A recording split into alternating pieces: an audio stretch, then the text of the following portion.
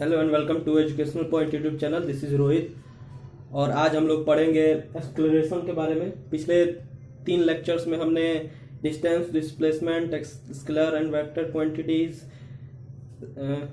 और वेलोसिटी के बारे में पढ़ा था। आज हम लोग पढ़ेंगे, आगे प्रोसीड करेंगे एक्सक्लरेशन के बारे में। ठीक है, तो एक्सक्लरेशन क्या है? Acceleration is the rate of change of velocity with respect to time taken. अभी तक तो हमने पढ़ा था कि डिस्टेंस के रेट ऑफ चेंज को हम लोग क्या बोलते हैं?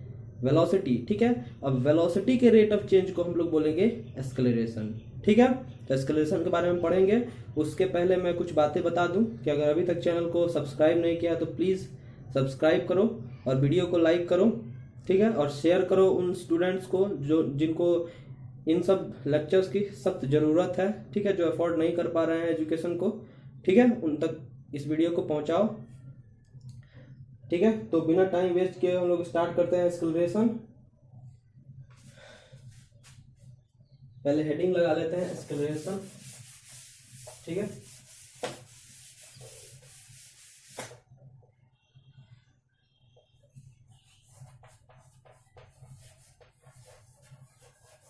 एक्सक्लरेशन। ठीक है, तो एक्सक्लरेशन क्या है?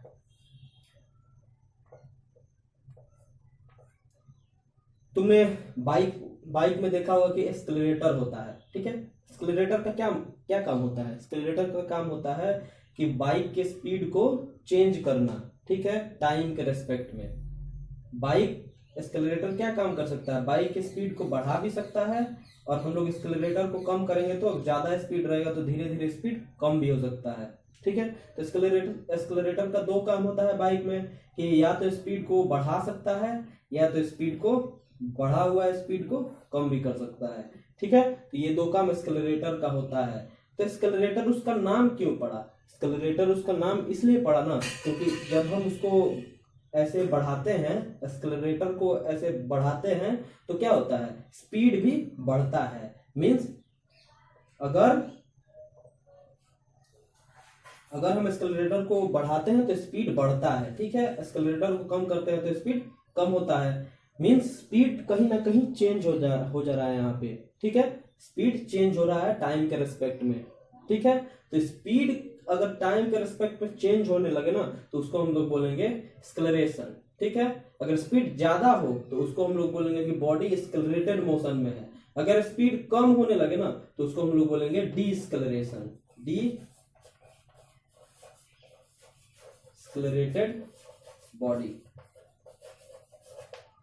ठीक है, अगर बॉडी का स्पीड बढ़ने लगे तो उसको बोलेंगे एक्सक्लरेटेड मोशन, और अगर बॉडी का स्पीड कम होने लगे तो हम लोग बोलेंगे डी एक्सक्लरेटेड मोशन या फिर उसको बोलेंगे रिटार्डेशन। ठीक है, 2 हम लोग चीज यूज करते हैं, या तो डी एक्सक्लरेशन या फिर रिटार्डेशन। तो बताऊंगा कि मैं क्या होता है ये सब चीज। सबसे पहले एक्सक्लरेशन का हम लोग डेफिनेशन लिख लेते हैं। The rate of change of velocity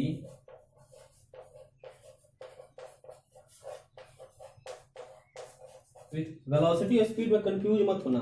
अगर वेलोसिटी एक तरीके का स्पीड ही है, ठीक है, बस उसमें डायरेक्शन होता है तो वो वेलोसिटी हो गया। ठीक है, किसी भी स्पीड में अगर डायरेक्शन हो तो वेलोसिटी होगा। तो वेलोसिटी और स्पीड में ज्यादा कंफ्यूजन मत होना, कंफ्यूज ज्यादा मत होना। ठीक है, the rate of change of velocity with respect to time is acceleration। ठीक है, अब हम लोग एग्जांपल लेते हैं। मान लो कि कोई रोड है। ठीक है, कोई रोड है, इसमें हम लोग कोई मार्क कर लेते हैं ABCD। ठीक है, यहाँ पे हम लोग ऑब्जर्वेशन यहाँ से स्टार्ट करेंगे, इसको हम लोग बोलेंगे t = 0। ठीक है, हमने क्या देखा कि A टू B जो वेलोसिटी था वो 2 मीटर पर सेकेंड था बॉडी का। जो A टू B जा रहा था ना तो यहाँ पे उसका स्पीड था 2 मीटर पर सेकेंड, और B टू C गाड़ी गया ना तो उसका स्पीड हो गया 4 मीटर पर सेकेंड। ठीक है, और C to D गया ना तो गाड़ी का स्पीड हो गया 6 मीटर पर सेकेंड। ठीक है, पहले 2 पॉइंट में स्पीड था 4 मीटर, फिर बढ़ के हो गया, पहले था 2 मीटर सॉरी, फिर बढ़ के हो गया 4 मीटर, फिर बढ़ के हो गया 6 मीटर। ठीक है, तो हमने यहाँ से ऑब्जर्वेशन स्टार्ट किया और मान लो कि A to B जाने में हम लोग को लगा 1 सेकेंड, B to C हम लोग को जाने में लगा 2 सेकेंड और C to D हम लोग को जाने में लगा 3। A to B जाने में 1 सेकेंड लगा, फिर A to C जाने में 2 सेकेंड लगा, फिर A to C जाने में 3 सेकेंड लगा, लेकिन A to B 1 सेकेंड हमको टाइम लगा जाने में और B to C भी 1 सेकेंड ही लगा, क्योंकि final time minus initial time कितना हो गया 1 सेकेंड।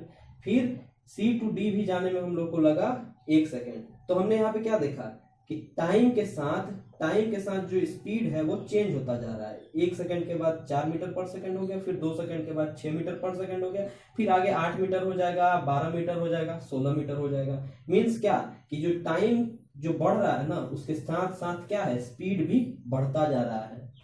टाइम के साथ क्या हो रहा है, स्पीड भी बढ़ता जा रहा है या फिर कम होता जा रहा है। ठीक है, तो अगर स्पीड बढ़ता या फिर कम होता जाए ना तो उसको हम लोग बोलेंगे कि बॉडी क्या है, एक्सेलरेटेड मोशन में है। ठीक है, तो समझ में आ गया कि एक्सेलरेशन क्या होता है कि rate of change of velocity, velocity में जो चेंज होगा ना टाइम के रिस्पेक्ट में उसको हम लोग बोलेंगे एक्सेलरेशन। ठीक है, तो एक्सेलरेशन क्या होता है, एक्सेलरेशन को हम लोग ये भी वेक्टर क्वांटिटी है, इसीलिए हम लोग ए के ऊपर एक एरो लगा लेते हैं। अगर पिछले वीडियो 2-3 लेक्चर्स को नहीं देखा है तो चैनल को विजिट करो, प्लेलिस्ट बना होगा वहां पे मोशन का, उसमें मैंने 3 लेक्चर्स कवर कर दिए हैं। ठीक है, उसमें मैंने बताया होगा 3rd लेक्चर में कि ये एरो हम लोग क्यों लगाते हैं वेक्टर क्वांटिटी में। ठीक है, तो एक्सेलरेशन ऊपर एरो लगाएंगे। ठीक है, ये क्या हो गया, वेलोसिटी बाय टाइम, मतलब rate of change of velocity with respect to time, उसको हम लोग बोलेंगे एक्सेलरेशन। ठीक है, टाइम के अगर रिस्पेक्ट में स्पीड चेंज हो किसी बॉडी का तो हम लोग बोलेंगे कि वो एक्सेलरेटेड मोशन में है वो बॉडी। ठीक है, अगर चेंज नहीं हो तो एक्सेलरेटेड मोशन में नहीं होगा। ठीक है, तो इसको नोट डाउन करो। तो नोट डाउन हो गया होगा।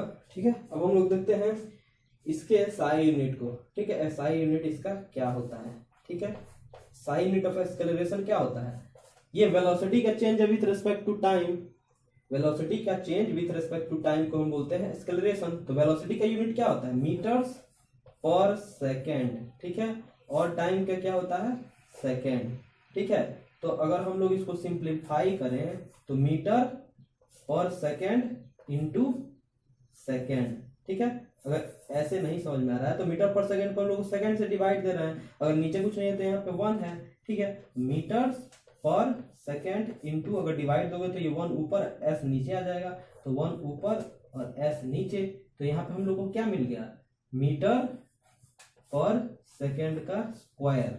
ठीक है, और हम लोग इसको क्या लिख सकते हैं, इसको ये भी लिख सकते हैं मीटर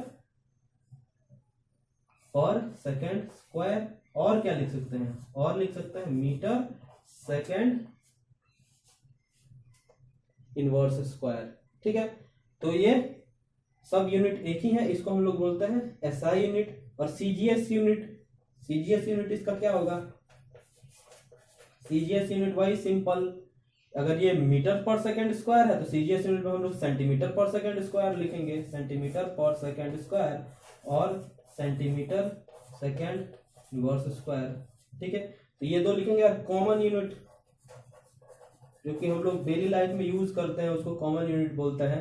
ठीक है, तो ये हो गया किलोमीटर पर आवर स्क्वायर। ठीक है, और किलोमीटर आवर, ठीक है, इनवर्स स्क्वायर। तो देखो कॉमन यूनिट हम लोग kilometre per hour square, CGS unit हम लोग सेंटीमीटर सेकेंड स्क्वायर और SI यूनिट मीटर पर सेकेंड स्क्वायर। ठीक है, तो यहाँ पे हम लोग कॉमन यूनिट किलोमीटर पर सेकेंड पर आवर स्क्वायर ज्यादा यूज हम लोग नहीं करते हैं क्वेश्चन में। ठीक है, हम लोग ज्यादा यूज करते हैं इसका मीटर पर सेकेंड स्क्वायर को। ठीक है, तो किलोमीटर पर आर स्क्वायर उतना हम लोग यूज नहीं करते हैं, ठीक है। तो स्केलेरेशन जहां तक समझ में आया होगा, और ये क्या है स्केलेरेशन, ये नोट डाउन कर लिया होगा, हो गया होगा, मिटा रहा हूं, ठीक है। और नेक्स्ट पॉइंट में ये जो जैसे कि मैंने ये एरो बनाया, स्केलेरेशन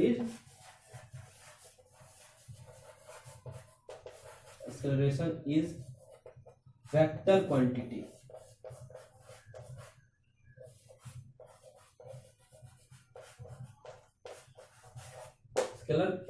एक्सेलरेशन क्या है, एक्सेलरेशन इज वेक्टर क्वांटिटी, क्योंकि एक्सेलरेशन वेलोसिटी के रेट ऑफ चेंज को हम लोग बोलते हैं, ठीक है। स्पीड के रेट ऑफ चेंज को हम लोग एक्सेलरेशन नहीं बोलेंगे, ठीक है। वेलोसिटी के रेट ऑफ चेंज को एक्सेलरेशन बोलते हैं, इसीलिए वेक्टर क्वांटिटी है, ठीक है। स्पीड के रेट ऑफ चेंज को हम लोग एक्सेलरेशन नहीं बोलते हैं, ठीक है। इसको हमेशा दिमाग में अपने बिठा के रखना, ठीक है। और स्पीड में अगर कोई डायरेक्शन हो तो उसको हम लोग वेलोसिटी बोलते हैं। ये बहुत बार मैं बोल चुका, अब तो तुमको याद भी हो गया होगा कि वेलोसिटी क्या होता है, स्पीड क्या होता है, एक्सेलरेशन क्या होता है, ठीक है। तो इसको नोट डाउन कर लो, हो गया होगा नोट डाउन। अब हम लोग देखेंगे क्या कि ग्राफिकल रिप्रेजेंटेशन ऑफ मोशन, हम लोग मोशन को ग्राफिकल कैसे रिप्रेजेंट कर सकते हैं, अब हम लोग उसको देखेंगे। तब तक इसको नोट करो। तो हम लोग देखते हैं अब ग्राफ, ठीक है। ग्राफ देखते हैं, सॉरी कुछ प्रॉब्लम आ गया है, ठीक है। तो चलो देखते हैं graph of motion, graphical representation of motion कि क्या होता है, कैसे हम लोग ग्राफिकल रिप्रेजेंटेशन करते हैं मोशन का, ठीक है। तो उससे पहले मैं कुछ ग्राफ के बारे में तुमको बता दूं कि ग्राफ कैसे हम लोग ड्रॉ करते हैं। तो सबसे पहले हम लोग कुछ ऐसे इस टाइप का लाइन हम लोग खींचते हैं, और ये जो दोनों लाइन जहां पे कट करता है उसको हम लोग बोलते हैं ओरिजिन। यहां से किसी चीज को हम लोग स्टार्ट करते हैं जिसको हम लोग ओ से रिप्रेजेंट करते हैं, ठीक है। इसको हम लोग बोलते हैं एक्स एक्सिस, जो इधर है इसको हम लोग बोलेंगे एक्स एक्सिस। और ये जो लाइन है वर्टिकल लाइन, ये हॉरिजॉन्टल लाइन है, और ये वर्टिकल लाइन है। वर्टिकल लाइन को हम लोग बोलेंगे वाई एक्सिस, ठीक है। वर्टिकल लाइन को हम लोग बोलेंगे वाई एक्सिस, ठीक है। और देखो किसी भी चीज को अगर हम लोग को अगर ये कोऑर्डिनेट पे कोई पॉइंट है P, अगर हमको इसको रिप्रेजेंट करना है, मान लो कि ये पॉइंट P है, हमको कैसे पता चलेगा कि ये पॉइंट कहाँ है, ठीक है। तो इस पॉइंट को देखने के लिए पता है हम लोग कैसे देखते हैं, सबसे पहले हम लोग चलते हैं एक्स एक्सिस में, ठीक है। तो हम लोग इतना चले यहाँ पे एक्स एक्सिस में, और फिर वाई एक्सिस में कुछ चले, ठीक है। तो हम लोग यहाँ पे जाने के लिए क्या करेंगे, पहले एक्स एक्सिस में चलेंगे, फिर वाई एक्सिस में चलेंगे, ठीक है। तो इसीलिए मान जितना डिस्टेंस हम लोग एक्स में ट्रेवल किए उसको हम लोग लिखेंगे एक्स, और जितना हम लोग वाई में ट्रेवल किए, मान लो वाई हम लोग वाई में ट्रेवल किए और एक्स एक्स में ट्रेवल किए, एक्स और वाई वाई में ट्रेवल किए हैं, तो इसको हम लोग लिखेंगे वाई। तो हम लोग पी पॉइंट को ऐसे रिप्रेजेंट करेंगे एक्स और वाई। इससे हम लोग को क्या पता चलेगा कि हमने पहले इतना, मान लो ये कुछ नंबर होगा, ठीक है, कुछ कोई नेचुरल नंबर होगा, तो या फिर इंटीजर होगा, नेचुरल नंबर नहीं इंटीजर होगा, क्योंकि निगेटिव में भी हो सकता है, पॉजिटिव में भी हो सकता है, ठीक है। तो ये एक्स है, तो एक्स को या एक्स कुछ इंटीजर होगा, जिससे कि हम लोग को पता चल जाएगा कि हम लोग कितना एक्स में चले, ये हम लोग को रिप्रेजेंट करेगा। और वाई ये रिप्रेजेंट करेगा कि एक्स में चलने के बाद वाई में कितना चले, वो ये रिप्रेजेंट करेगा। तो इसको हम लोग बोलते हैं coordinates of point, coordinates of point. ये तो मैथ्स में पढ़ना है, लेकिन मैथ्स में अभी शायद ये चैप्टर थोड़ा बाद में है, तो अभी नहीं पता होगा तुमको, तो इसीलिए मैं ये बता दे रहा हूँ ये सब तुमको कि पहले क्या होता है, उसके बाद से हम लोग अच्छे से देखेंगे कि ग्राफिकल रिप्रेजेंटेशन, ठीक है। तो ये एक्स और वाई लिखने का क्या मतलब है कि पहले हम लोग एक्स में इतना चले, और एक्स में चलने के बाद वाई में हम लोग इतना चले। तो ये दो अगर कोऑर्डिनेट पता रहे किसी भी पॉइंट का इस एक्सिस पे, कोऑर्डिनेट एक्सिस पे, तो हम लोग आराम से उस पॉइंट को ढूंढ सकते हैं। ठीक है, तो ऐसे हम लोग रिप्रेजेंट करते हैं, इसको बोलते हैं हम लोग कोऑर्डिनेट एक्सिस, और ये हो गया कोऑर्डिनेट ऑफ पॉइंट। ठीक है, इस पॉइंट पी का ये कोऑर्डिनेट हो गया। ये रिप्रेजेंट करता है कि हम लोग एक्स में कितना चले, और वाई रिप्रेजेंट करता है कि एक्स में चलने के बाद वाई में फिर कितना चले हम लोग। ठीक है, तो ये एक्स एक्सिस हो गया और ये वाई एक्सिस हो गया। जो वर्टिकल है वाई एक्सिस, जो हॉरिजॉन्टल है ये एक्स एक्सिस, और ये जो पॉइंट दो आपस में इंटरसेक्ट करता है इसको हम लोग बोलते हैं ओरिजिन। ठीक है, इतना तो बेसिक क्लियर हो गया तुम लोगों का। अब हम लोग देखते हैं ग्राफ। ठीक है, इसी पे हम लोग ग्राफ भी ड्रॉ करेंगे, कोऑर्डिनेट एक्सिस पे ही हम लोग ग्राफ को ड्रॉ करते हैं। ठीक है, तो ग्राफ में फर्स्ट ग्राफ है तुम्हारा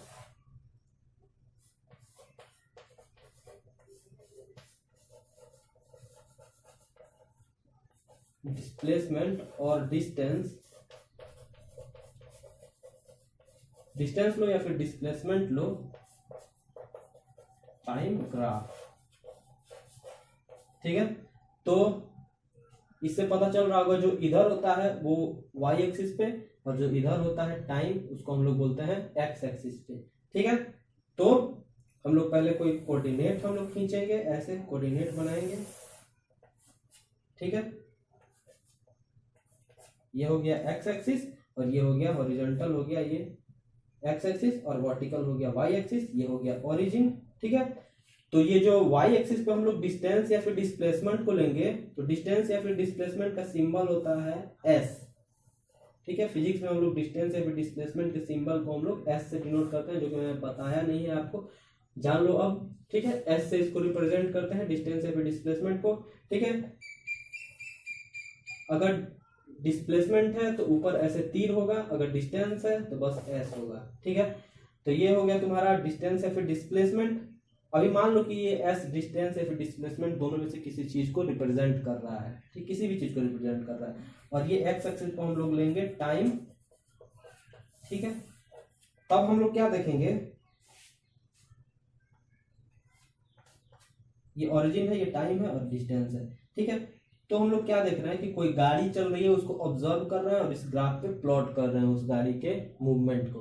ठीक है, तो हमने क्या देखा कि एक सेकेंड में जो ये एक सेकेंड है, तो गाड़ी कुछ डिस्टेंस ट्रेवल की, मान लो कि कुछ भी हो सकता है, इतना मान लो, इतना डिस्टेंस ट्रेवल की। ठीक है, तो हम लोग एक पॉइंट लेंगे, पहले एक्स में चलेंगे फिर वाई में चलेंगे और मिलेगा हम लोग को एक पॉइंट यहाँ पे।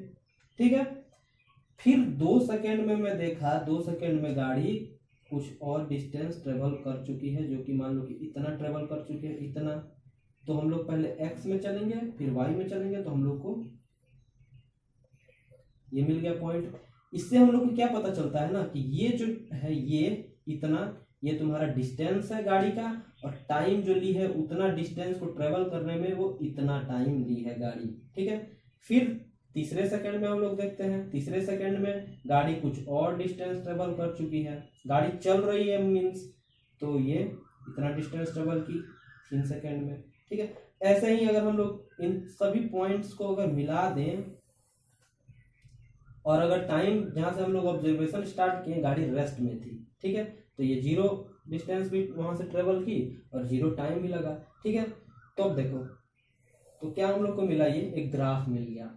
ठीक है, एक ग्राफ मिल गया, तो हम लोग को इस ग्राफ से क्या पता चला कि अगर गाड़ी किसी ए पॉइंट पे थी, तो हम लोग को इस ग्राफ से सब चीज मिल गया कि ए पॉइंट पे अगर गाड़ी थी तो कितना डिस्टेंस ट्रेवल की, ये भी हम लोग इस ग्राफ से बता सकते हैं। कितना टाइम लगा था उतना डिस्टेंस ट्रेवल करने में, ये भी हम लोग बता सकते हैं।